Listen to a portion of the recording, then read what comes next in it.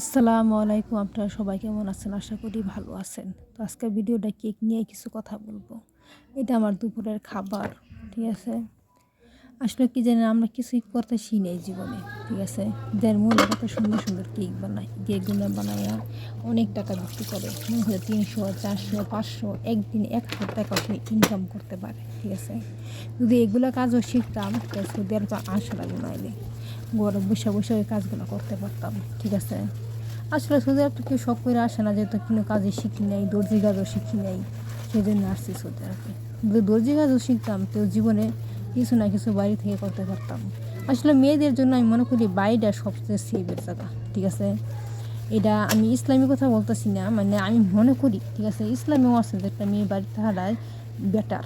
আমি মনে করি বেটার। ঠিক আছে? মানে এরপরে কোনো কাজ শিখি নাই, প্রবাসীদের মানে চলে আসছি, কী করুন বলেন? একটা কিছু না কিছু তো করে খাওয়া লাগবে, ঠিক না?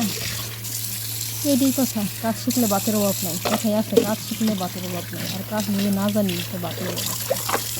দেখছেন যারা বসে থাকে তারা দেখবেন যে এরকম একটা বাপ নিয়ে থাকে, তারা খাইতেও পারে না, হাতে টাকাও থাকে না, আর কাজ করলে একবার না একবার টাকা আসে।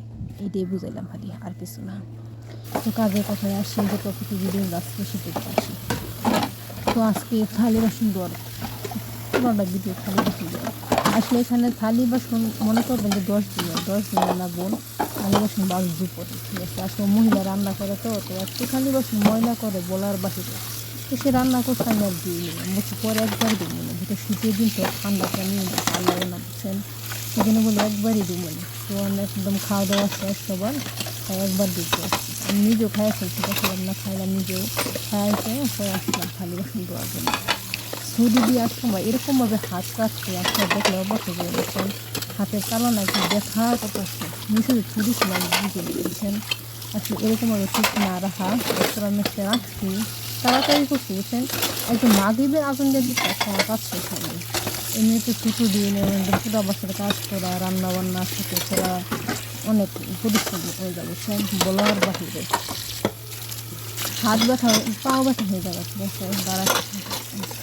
তো চিন্তা করতেছি একটা থালি বাসন গ্যাস আপনাদের মাঝখানে শেয়ার করতে, সব কিছু তো প্রতিদিন সব কিছু শেয়ার করা যায়, আপনাদের কাছে ভালো লাগবে না প্রতিদিন এক ভিডিও দেখতে। সেই জন্য বলতে সেটা শেয়ার করি, সবাই দেখে আপনারা কিছু না কিছু শেয়ার করা অবশ্যই দরকার, ঠিক না? যেহেতু আমি একজন নতুন ইউজার, আমার কারণ বসে পায় অবশ্যই পরিশ্রম করলে ইনকাম হবে। ঠিক আছে? ইউটিউব তেমন কিন্তু একটা পরিশ্রমের জায়গা, এখানে আপনি পরিশ্রম করেন অবশ্যই আপনার একটা সময় এটা হবে। ঠিক আছে? খাওয়া যাবে না, পরিশ্রম কোনো সময় খাওয়া যাবে না, আপনার পরিশ্রম আমাকে কোনো সময় বেমানি করবে না। দেখছেন আমার হাতের অবস্থা, বেইমানি করবে মানুষ কিন্তু পরিশ্রম করবে না। আপনার স্বামী আপনাদের বেইমানি করবে কিন্তু পরিশ্রম করবে না, হয়তো আপনার আপন মানুষের বেইমানি করবে। ঠিক আছে? আর কিছু না কিছু করতে এরকম কিছু কাজ দেওয়া উচিত যে আপনার দেখলে আমার ভালো লাগে। একরকম দিলে সবসময় আপনার কাছে ভালো লাগে না। আসলে যদি আমি ক্যামেরা দ্বারা আমার দেখেন আমি কাজ করতে এরকম দিয়ে রেখে বুঝছেন? কী বলুন বলেন, এক হাত দিয়ে দেখা আর এক হাতে কাজ করা কিন্তু আমার সমস্যা হয় না। ঠিক আছে? আসলে মোবাইলটা আমি একটা ইয়াতে রাখি, স্ক্রিনে এখানে শিখে বানাবে ওইখানে রেখে অ্যাপ্লাই করতেছিলাম। ঠিক আছে? কাজগুলো একদম শেষ করতে পারলে মনে করেন যে শান্তি লাগে, তখন বুঝছেন? তাহলে আবার সবার ভিডিও দেখা লাগে, ঠিক না? আমি সবার ভিডিও দেখি, বুঝছেন? কিন্তু আমি না কারোর কথা শুনি না। ঠিক আছে? হয়তো লিখি মাশাল্লাহ, হয়তো লিখি সুবহানাল্লাহ, হয়তো লিখি অনেক সুন্দর হয়েছে, মানে এরকম ধরনের লিখি। ঠিক আছে? যেহেতু কথাগুলো শুনতে পারি না, হেডফোন নাই, তো সাউন্ডটা কমায় দিয়ে আপনাদের পুরোটা ওয়াশ টাইম দেওয়ার চেষ্টা করি। সবাই ভালো থাকেন। আসসালামু আলাইকুম।